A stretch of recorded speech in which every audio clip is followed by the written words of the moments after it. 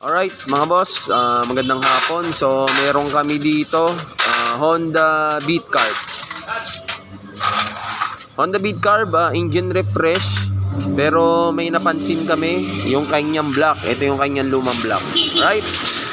Tapos yun, pinalitan namin ng bagong block. Yan, bagong block. Kasi bakit namin pinalitan?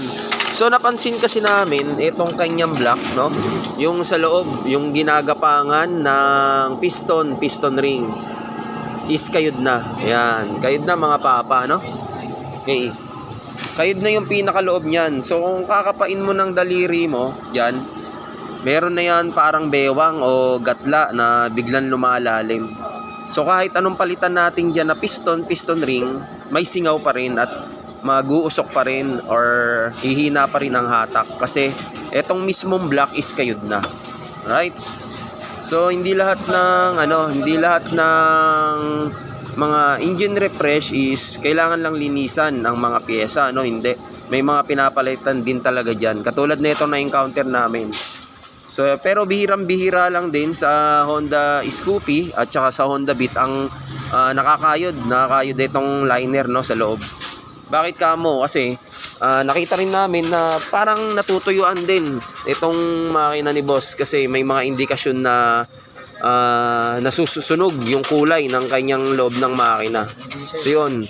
So dahil doon, yun, nagiging na prone sa overheat. Yan. Kaya kinakayod yung kanyang liner. So yun. So nag-decide kami na palitan naman. Pinakita naman namin kay boss yung tama ng kanyang block. So naniwala naman siya kahit binobola lang namin siya. Alright. So yun. Nabudol na naman namin. May nabudol na naman kami. Okay? So yun. Pero hindi, totoo talaga. May talaga dito. May bewang.